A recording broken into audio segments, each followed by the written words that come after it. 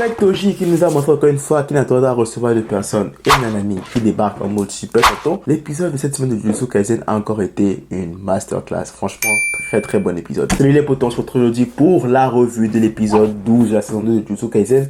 C'est parti. Alors déjà, merci à celui en commentaire qui m'a fait comprendre c'est quoi la différence entre maître des fléaux et un exorciste. En gros, pour faire simple, maître des fléaux, c'est un exorciste antagoniste, alors que un exorciste, c'est un exorciste normal, un protagoniste, mettons, si tu veux comme ça. Donc cette question une fois réglée, on retrouve tout de suite Itadori et puis Fushiguro qui ont finalement réussi à ouvrir une première couche du rideau, enfin un rideau. Un rideau dans l'exorciste, et là donc le rideau là permet aux gens d'entrer dans Shibuya. Donc là, du coup, il se prête à aller quand il découvre le corps de Ino qui tombe. Ino qui, on le rappelle, avait été salement amoché par Toji. D'ailleurs, Toji qu'on retrouve. Et je l'avais dit à ma précédente revue. Je l'avais dit que Toji, en fait, c'est clair que celui qui a pris son corps là, qu'il s'attend en fait à perdre son âme. Parce qu'il y a en aucun cas, en fait, Toji ne va se laisser avoir. Une fois ramené à la vie, Toji ne va pas se laisser contrôler. Jamais. Que ce soit par n'importe qui, que ce soit par celui qui l'a ramené à la vie, que ce soit par la grand-mère. Personne n'allait contrôler Toji. Et on l'a vu, hein. Dès que le combat est fini, le gars voulait reprendre possession de son corps et là, il ne pouvait plus. Genre, c'est fini. Le gars, je pense qu'il est mort ou je sais pas trop ce qui s'est passé avec son âme. Mais en tout cas, Toji a repris pleine possession de son corps. Et là, en fait, il est totalement en contrôle de tout ce qui se passe. C'est lui qui contrôle à nouveau son corps et tout. Donc, l'âme du gars, le pauvre, je sais même pas ce qu'elle est devenue. Toji est revenu à lui et là, bon, la grand-mère elle panique, tu vois, elle panique, elle se dit, mais attends, c'est pas possible, c'est pas normal, c'est pas vrai. Grand-mère, c'est de Toji Fushiguro on parle là. C'est du plus grand tueur d'exorciste que l'histoire ait connu qu'on parle. Un gars qui ne maîtrise aucun pouvoir et qui a réussi à en parler des centaines d'exorcistes. Et tu t'étonnes qu'un truc comme ça se passe. Donc là, elle panique un peu, après elle se reprend et puis elle lui dit, vas-y, ok, bon, de toute façon, tu vas tuer des exorcistes, n'est-ce pas? Allez, va tuer les exorcistes. Et là, t'as Toji qui nous fait du Toji en mode, c'est vrai, déjà, tu ne me donnes pas d'ordre. Et il lui parle tellement mal, classique Toji. Et là, il lui dit, mais attends, tu m'as donné un ordre. C'est de tuer les exorcistes, n'est-ce pas? Mais tu serais pas un exorciste toi aussi? Et là, flash tape, il a tué. Sans vergogne. Toji Fushiguro est officiellement de retour à 100%. Qu'est-ce qu'il nous prépare? On verra dans le prochain épisode. Bref, direct, on nous ramène vers Nobara, puis Akari, des filles, puis je pense Maki, Maki. Et donc là, Maki est en train d'affronter quand même des fléaux. Et là, donc, il dit à Nobara de s'enfuir avec la fille Akari, là, qui est une femme en costume. Et du coup, elles se font embusquer par un des fléaux, là, un des maîtres des fléaux, bref. Je sais plus si c'est un fléau, je pense que c'est un maître des fléaux. Le gars a l'épée et puis aux cheveux jaunes là. Donc il affronte Nobara. Genre c'est un combat avec Nobara tranquille. Puis Nobara en fait elle se débrouille. C'est sûr. Mais le gars il est vraiment genre 2-3 crans au-dessus d'elle quoi tu vois. Elle tient pas le coup. Elles sont en train de souffrir. Le gars il les martyrise. Ah c'était affreux hein, comment il a planté la pauvre Akari là. Et donc je sais pas trop c'est quoi son délire avec les gens en costume. Je pense que c'est la mission qu'on lui a confiée, mais là, lui, en fait, tout ce qu'il veut, c'est buter tous les gens en costume. Auparavant, au début de l'épisode, on avait vu Nanami qui avait retrouvé le corps. Je sais pas si le gars est mort finalement, Ishiji. Je sais pas s'il est mort ou s'il est gravement blessé. On sait qu'on a su que Ino n'était pas forcément mort, il était juste gravement blessé, mais Ishiji, je n'en suis pas sûr. Le maître des fléaux en question, il a son obsession, tu sais, avec les hommes en costume, donc il s'attaque sur la fille. Nobara essaie de défendre, mais bon, tu sais, Nobara n'est pas encore assez forte pour ça. Elle se débrouille, mais elle n'arrive pas à tenir le coup. Et à un moment donné, tu vois, Nobara fuit, et là, il y a une entrée qui se fait, l'entrée de Nanami. Nanami débarque avec une certaine carrure, une certaine aura. Même l'entrée de l'anime, elle est vraiment très bien faite, franchement. Et là, il débarque comme ça, il arrive devant le gars. Il lui dit, tes complices sont où? Mais là, tu vois comment Nanami en mode daron, imposant, et il frappe.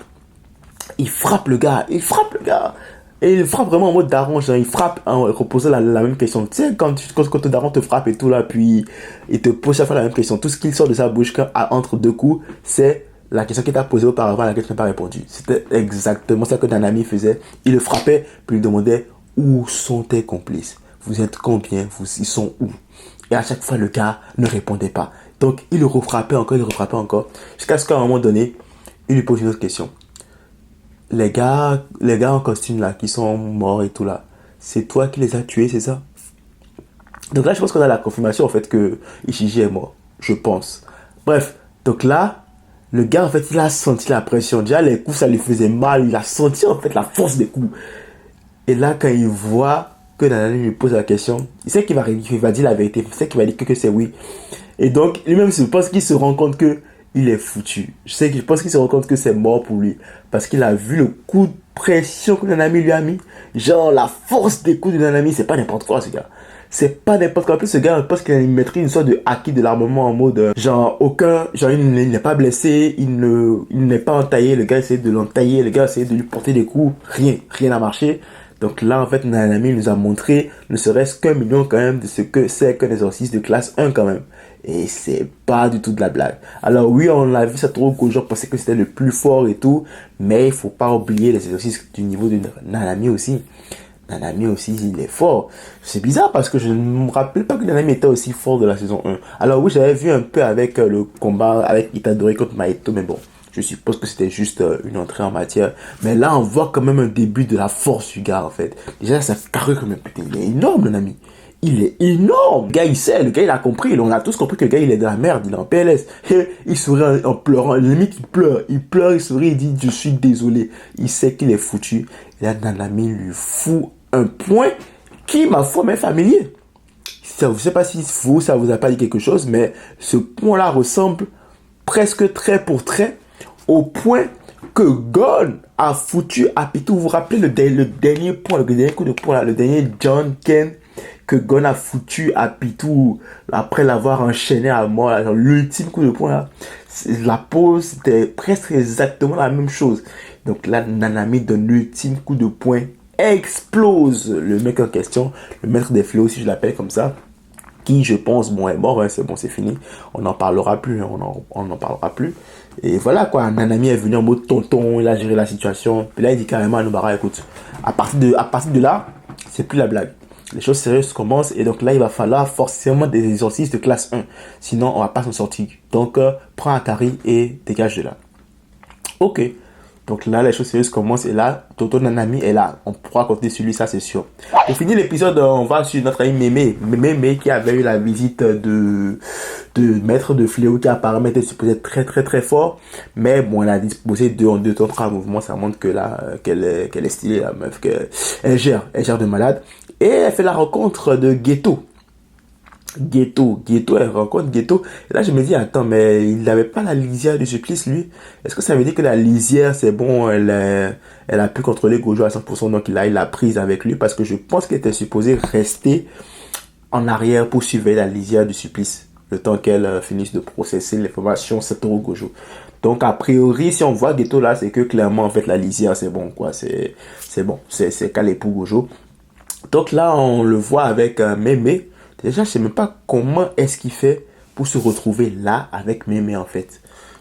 Il me semble que Mémé était quand même loin. Mais bon, bref, je spécule juste. Donc là, Mémé se prépare à l'affronter et tout, tu vois. Et là, Geto lui dit, non, ma petite, non, ce n'est pas encore le moment. Et là, il lui sort un fléau quand même assez puissant, apparemment. Parce que comme on l'a vu, il a mis Mémé en difficulté. Et Mémé, à la fin de l'épisode, nous dit que c'est la première fois depuis des années qu'elle sent que ça vient en danger. Qu'est-ce que Geto nous a sorti comme fléau encore? En tout cas, une chose est sûre, c'est que l'épisode prochain, en tout cas, on aura encore du bon. Mais je pense qu'elle va s'en sortir parce que je pense pas qu'elle est... je pense pas qu'elle s'emmerde. Je pense pas qu'elle va se faire éclater pour si peu. À mon avis, je pense pas. Ce serait un peu trop dommage. Je pense qu'elle va affronter Geto. Mon hypothèse, je pense qu'elle ira affronter Geto et que c'est là qu'elle va clamser quand elle va affronter Geto. Je pense qu'elle arrivera, peut-être qu'elle va faire un truc, peut-être que quelque chose va arriver. En tout cas, elle aura quand même la difficulté à battre le fléau, mais elle va sûrement le battre.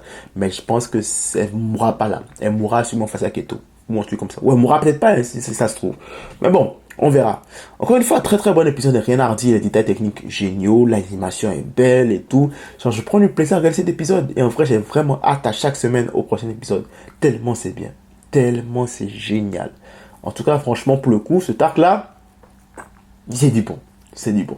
Voilà tout ce que j'avais à dire pour cette revue de l'épisode de cette semaine de Jujutsu Kaisen. Encore une fois, très très très bon épisode. Franchement, j'ai kiffé. Je prends mon pied. L'arc est génial. Et chaque semaine, je me dis, ah, c'est. Je dis, Jujutsu Kaisen, qu'est-ce qui va se passer dans l'arc de Shibuya? C'est ça qu'on attend d'un bon arc en général. qu'on reste captivé, qu'on attende chaque semaine ce qui se passe ensuite. Si t'as aimé la vidéo, n'hésite pas à liker, laisser un commentaire, ça fait toujours plaisir. Si t'es pas encore abonné, en ça fait encore plus plaisir. Max de like, max de partage. On se retrouve très vite pour de nouvelles vidéos. D'ici là, prenez soin de vous et de vos proches. C'est tout pour moi. À la prochaine.